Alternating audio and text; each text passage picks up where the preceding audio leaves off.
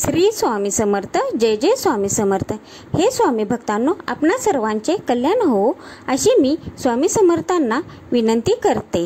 आपण त्याचबरोबर कमेंट्समध्ये श्री स्वामी समर्थ हे जरूर लिहावे आणि इतर लोकांना कळण्यासाठीही लाईक, कमेंट, शेअर, सबस्क्राईब जरूर करावे. त्याच्यामुळे आपणाकडून सर्वांकडून छोटीशी सेवा स्वामी समर्थांविषयी करण्यात येईल. आज मी आपणास कलियुगात स्वामी समर्थांच्या भक्तीशिवाय पर्यायच नाही याबद्दल माहिती ऐकवणार आहे. तरी ती तुम्ही शेवटपर्यंत ऐकावी अशी मी आपणास नम्र विनंती करीत आहे. गुरुर ब्रह्मा गुरुर विष्णू गुरुर्देव महेश्वरा गुरु साक्षात परब्रह्म तस्मै श्री गुरुवे नमः. दिगंबरा दिगंबरा श्रीपाद वल्लभ दिगंबरा. नमस्कार माझ्या त्या श्री स्वामी समर्थ भक्तांविषयी. संकटमुक्त जीवनासाठी श्री स्वामी समर्थ उपासना. कलियुगात स्वामी समर्थांच्या भक्तीशिवाय पर्यायच नाही. आपण आज कलियुगात जगत आहोत. कलियुगात जीवन जगणे अत्यंत कठीण आहे. याचे कारण कलियुग म्हणजे पाप, व्यभिचार, भ्रष्टाचार, अत्याचार याचे माहेरघर आहे. कलियुगात नीट आयुष्य व्यतीत करण्यासाठी आपल्याला एका खंबीर, धीट आणि धडाडीच्या भूमिकेत जाऊन जगावे लागणार आहे व त्यासाठी स्वामी समर्थांची भक्तीच आपल्याला तारू शकते. हे त्रिवार सत्य आहे. स्वामी दत्त भक्तीचे मुख्य प्रसारक होते. स्वामी समर्थ हे श्री दत्तात्रेयांच्या मुख्य 4 अवतारांपैकी एक होते.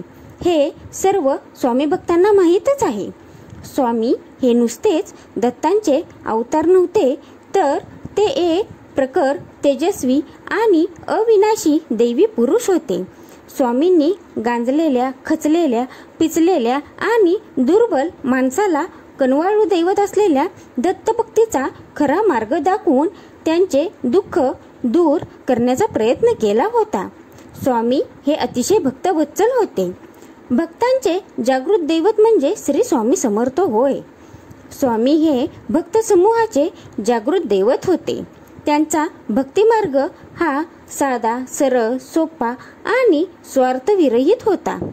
स्वामी समर्थांनी नुसतेच चमत्कार केले नाहीत, तर त्यांनी आपल्या भक्तांना उभे करण्याची महत्त्वाची भूमिका बजावली होती.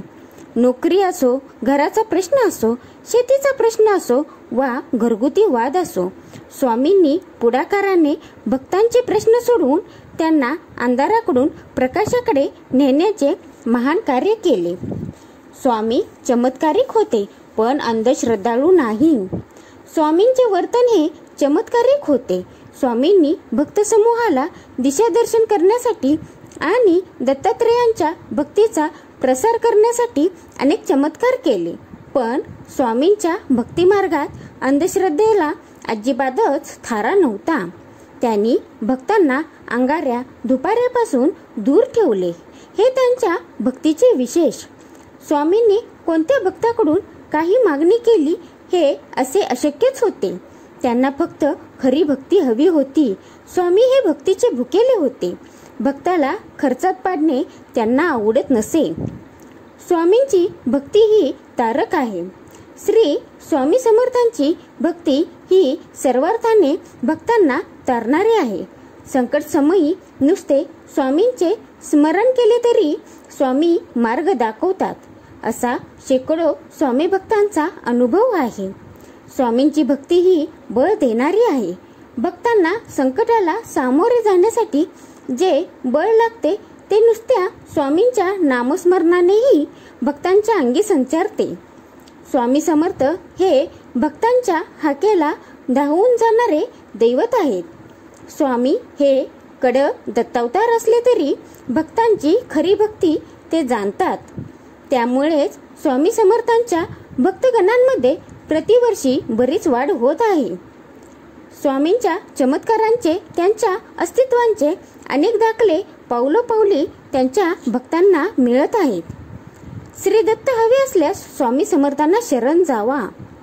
कलियुगात सर्व संकटांना सामोरे जायचे असल्यास स्वामी समर्थांची भक्ती ही अत्यावश्यक आहे. आणि जर आपल्याला श्री दत्त हवे असल्यास स्वामी समर्थांनाच शरण जावा। श्री स्वामी समर्थ, जय जय स्वामी समर्थ। हे स्वामी भक्तांनो, आजची केलेली सेवा ही श्री स्वामी चरणांशी मी अर्पण करीत आहेत।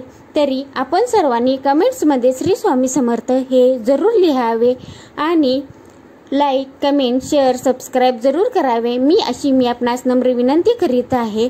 काय चुकलं माकलं असलं तर माफ करावं अशी मी आपणा स्वामी समर्थांना विनंती करीत आहे। श्री स्वामी समर्थ, जय जय स्वामी।